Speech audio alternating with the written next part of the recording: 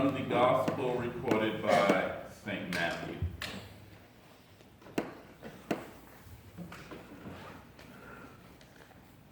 Gospel recorded by St. Matthew, the 18th chapter and the 3rd verse.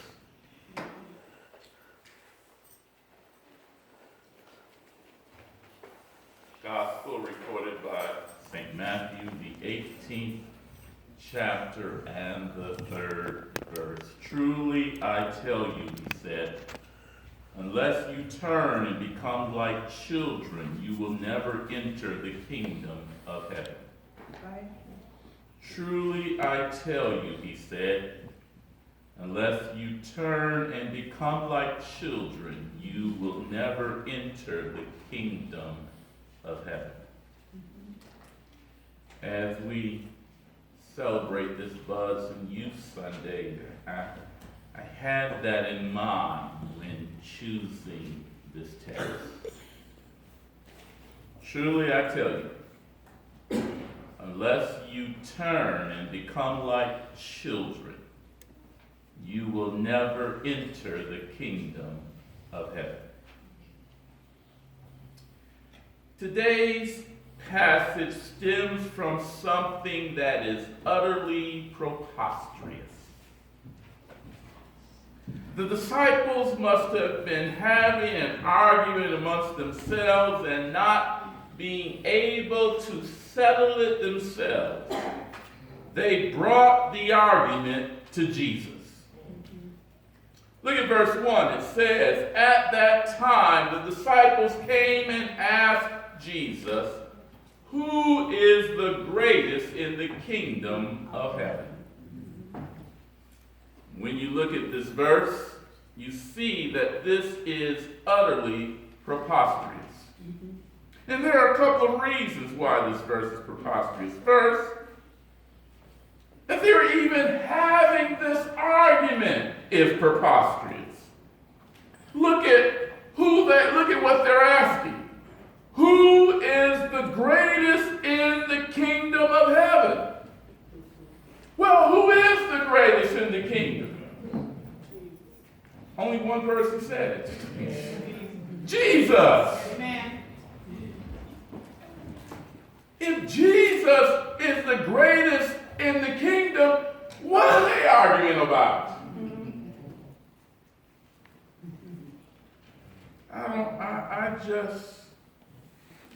I just refuse to believe that they could be so stupid as to think that they were going to be greater than Jesus. I refuse to believe that. Maybe this verse should say, other than you, Jesus, which one of us is going to be the greatest in the kingdom of heaven? Maybe we need to rewrite that verse. But let me think about that for a moment. No, I don't want to get in trouble with Mr. Lawrence. The Bible says you can add nothing to it or take nothing away. So I'm not going to try to rewrite the verse. But we should understand just how preposterous this verse is. Yeah. That the disciples were actually arguing over who would be the greatest in the kingdom. Now, the second reason is actually worse than the first. The second reason is that the second reason that this verse is preposterous is that they actually brought this mess to Jesus. It's one thing to argue amongst yourselves, but then to actually go to Jesus with this? Have they no shame? They're going to go to Jesus to argue which one of them is greatest in the kingdom? As if standing next to Jesus, anyone could be great. told you that this verse is preposterous, and now you should see why. But Jesus takes this question and turns the whole thing around to teach a lesson in discipleship. To answer their question, Jesus calls over a child to stand beside him. And then he says to the disciples in the words of our text, "Truly I tell you, unless you turn and become like children, you will never enter the kingdom of heaven." Now there's something much deeper that's going on here in this text. Below or underlining what's so ridiculous about this text is that the disciples exhibit something that is known as a will to power. This will to power was first expressed and identified by the German philosopher Friedrich Nietzsche. The will to power is the drive to possess and exhibit power.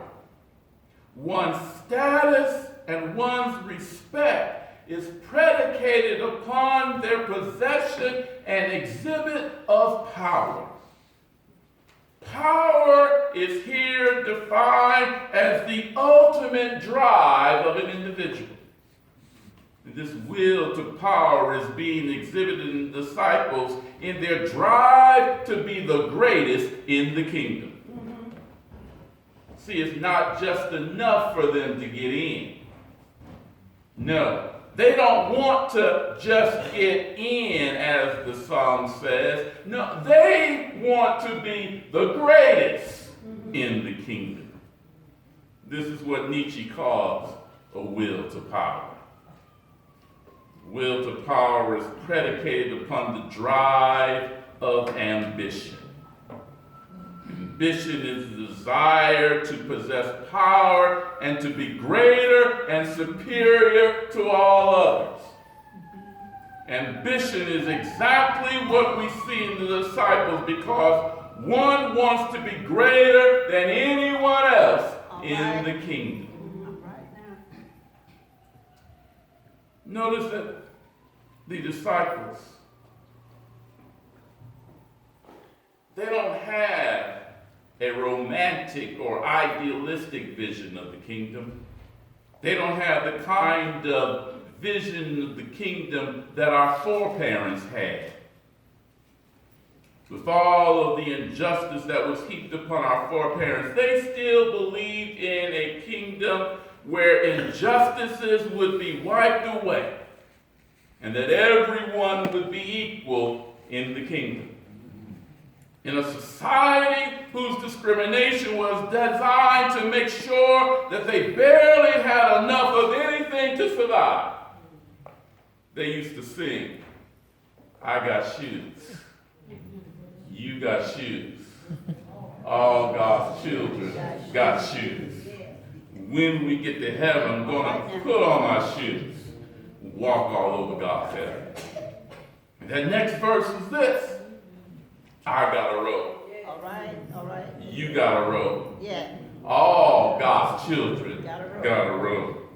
When I get to heaven, I'm going to put on my robe, shout all over God's heaven." You see, our foreparents believed in a heaven where all injustices would be wiped away and where everyone would be equal. Everyone would have shoes. Everyone would have a robe. All would have the same thing and everyone would be equal. Just as God created us. And no one would be better than another.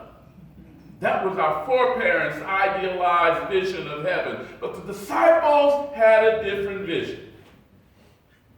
They believed that this was a place of status and recognition. They believed that they would be able to achieve in the kingdom what they could not achieve on earth. Remember, these were fishermen. And being fishermen, they really weren't much different than us. As fishermen, we would consider them to be working class people. As fishermen, they live day to day. If they had a good catch today, not only would they be able to eat, but they'd be able to sell a few fish and have some extra money. But if they didn't have a good catch, then things weren't going well for them that day. As fishermen, they lived a day-to-day existence. Not only that, as fishermen, they didn't have much status or respect in the society. There was no such thing as upward mobility.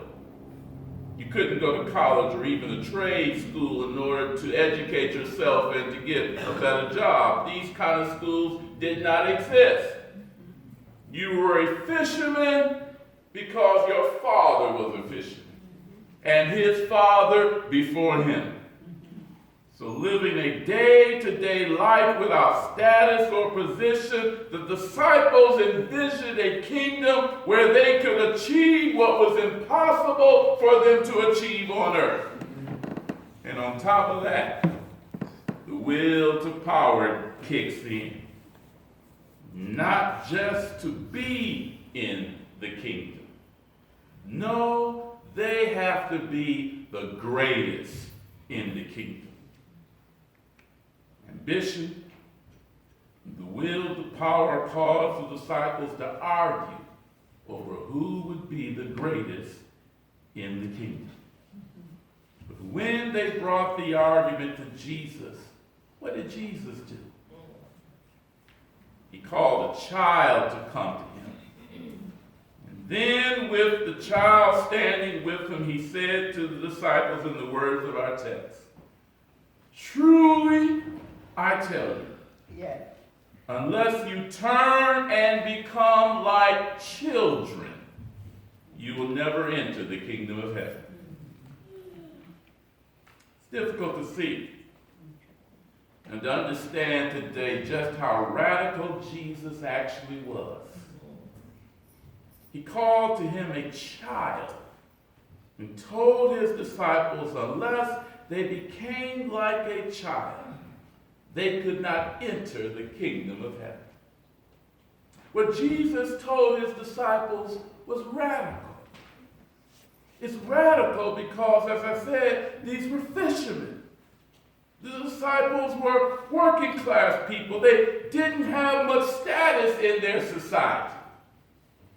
But children had even less status than the disciples. In that society, slaves had higher status than children. There was no such thing as having rights for children. There was no court that was going to recognize any rights given to a child unless that child was the heir to some title or throne. There was no child protection agency, no child protective service or Department of Social Services to protect the rights of children. Children were at the lowest rung of the society. Yet, Jesus called to him a child. And he said to those ambitious, will to power disciples, unless you become like this child, you can forget about being the greatest. You're not even going to get into the kingdom of heaven. Now, if Jesus said that to his own ambitious disciples, what should that say to us in our ambitions today?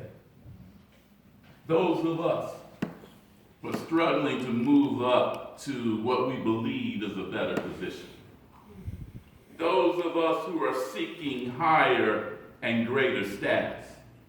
Jesus is trying to tell us that those things that we seek in this life are not important, and they really don't matter. What is important is that we become like children.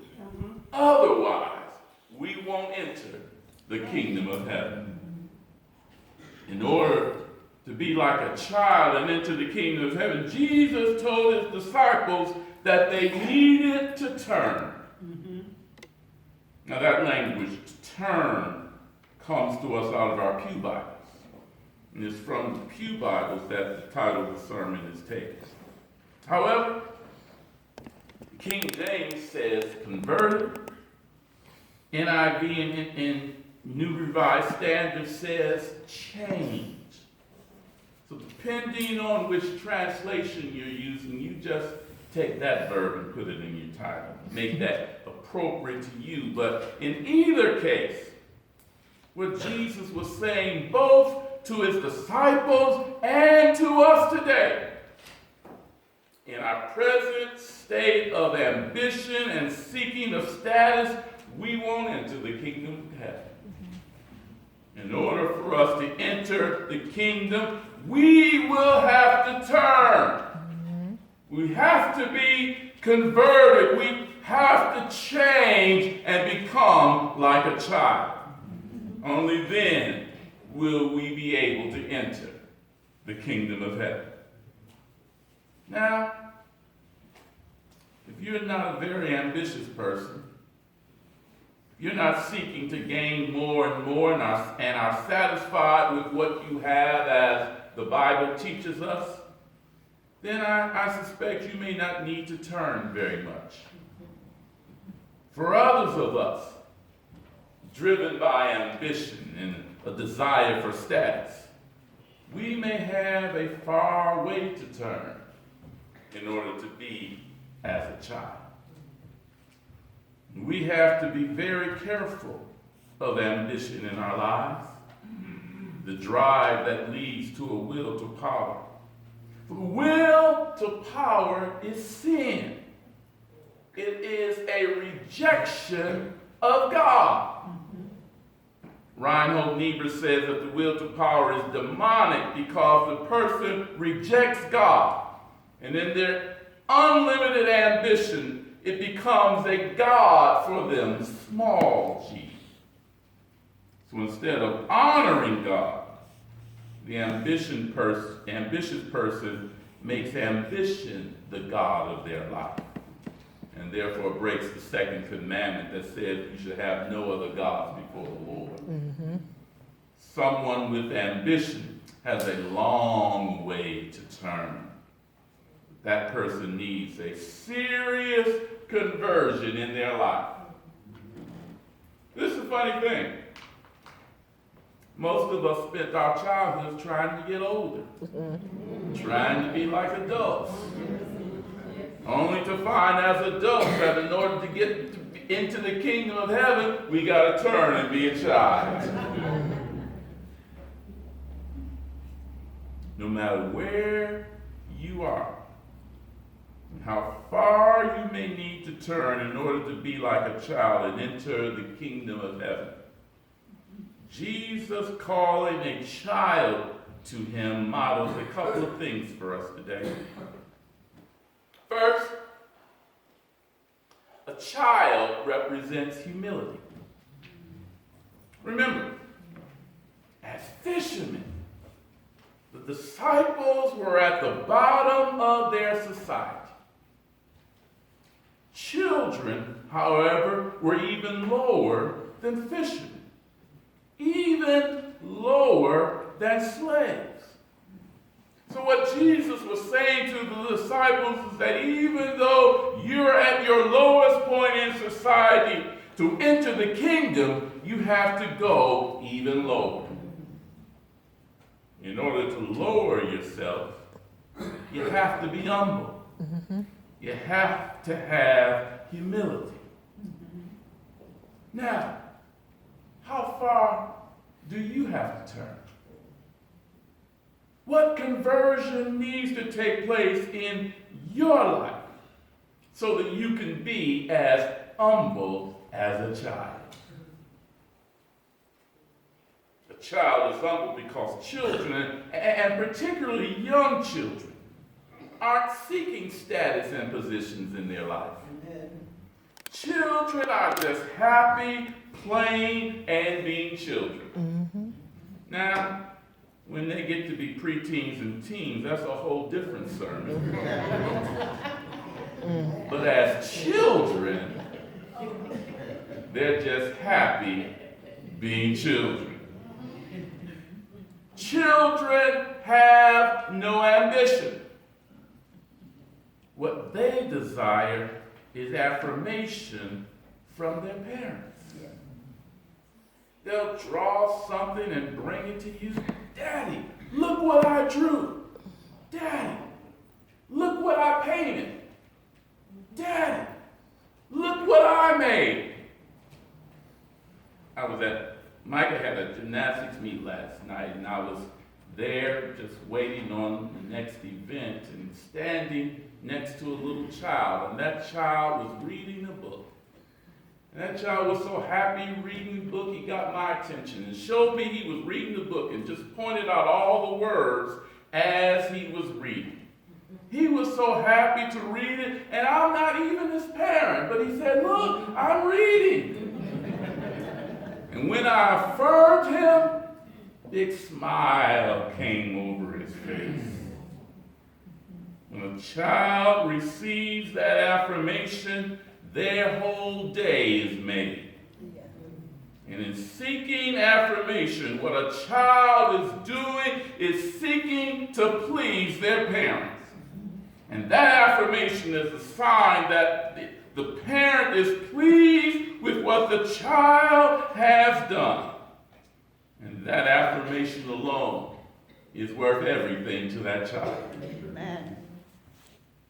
How much better would our lives be if instead of seeking our own ambition, we instead sought affirmation from our Father? What if we sought not to please and to gratify ourselves, but instead sought to please our Father who is in heaven for everything that we do? How far would we have to turn? How much do we have to be converted to turn away from our ambitions, to turn away from the affirmation we receive from our coworkers, to turn away from the affirmation we receive from our jobs and our paychecks, to turn away from the status that we seek in our society, and instead turn to God and to seek affirmation only from the Lord? Amen. How far do we have to turn? That the only person we seek to please in this life is God. Amen.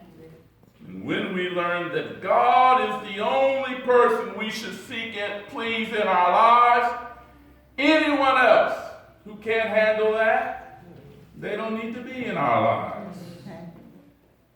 Like a child, we should humble ourselves and seek our affirmation from God. Finally, children teach us that Jesus, and therefore God, identifies with the lowest in society. As I previously said, in Jesus' time, children were at the lowest rung of society.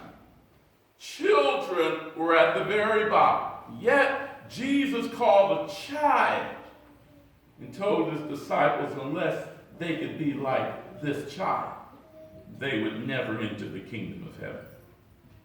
Unless you can become this low, unless you can be this humble, you will never enter the kingdom of heaven. Now think about this. Only those who place themselves amongst the lowest in society will enter the kingdom of heaven. This is the exact opposite of how we're taught to live. Everything in our society is geared to being the highest and the best in society. We're taught that we should seek to move up in society. Part of what's supposed to be the economic anxiety that's being experienced and being faced is caused by the fact that this is the first generation wherein children cannot expect to do better than their parents. For some, that is causing a lot of anxiety. And that anxiety stems from our belief that if we don't do it ourselves, then our children are supposed to move ahead and have a better life than ourselves. Everything we know is geared toward moving up in society. But this radical teaching from Jesus tells us the further that we move up in society, the further away we move from the kingdom of heaven. The kingdom of heaven is not for those who seek to move up. The kingdom of heaven is for those who seek to move down. Those who are humble. Those who lower themselves to the bottom so that they can be as a child. Only then are we able to enter the kingdom of heaven. And when we humble ourselves and lower ourselves, when we come down from our position of status and our desire to seek status, when we are truly humble, and if we look around from our lower status, we may be surprised at what we see.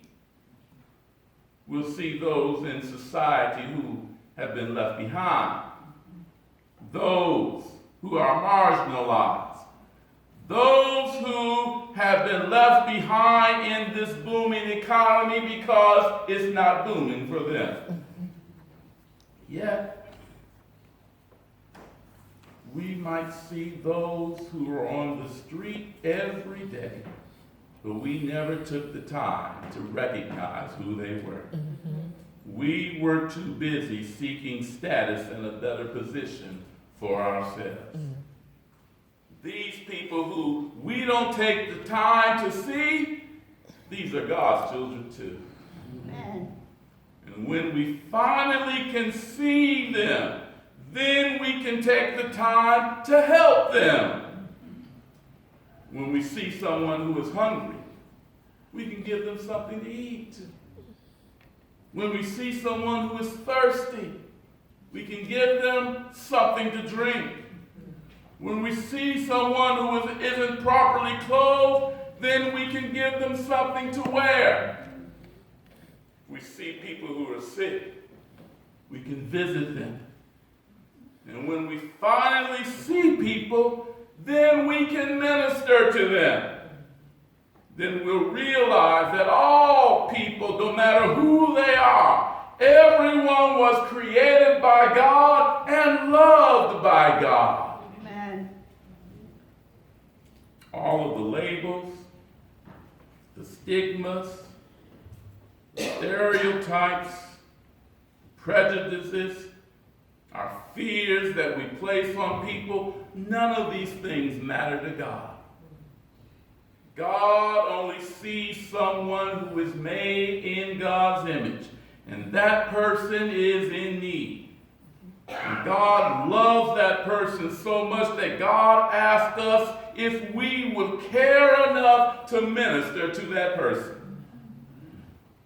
So how far must we turn to be able to minister to those who we previously didn't see? How far must we turn to see those who we previously ignored? How far must we turn to be able to recognize that every person, no matter how high their status or how low their status, every person is created in the image of God, and God loves each and every one. Because God loves each and every one, it's God's desire that we love them too. So we love them by welcoming them. We love them by caring for them. We love them when they're hungry by giving them something to eat. We love them when they're thirsty by giving them something to drink. We love them when they're not properly clothed by giving them something to wear.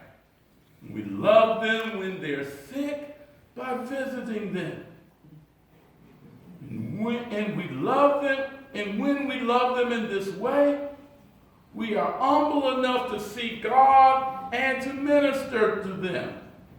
Then one day we can expect to hear God say, "Come, ye blessed of my Father. Inherit the kingdom prepared for you from the foundations of the world. For when you have done these things unto the least of them, you have done them also to me." Amen. Amen.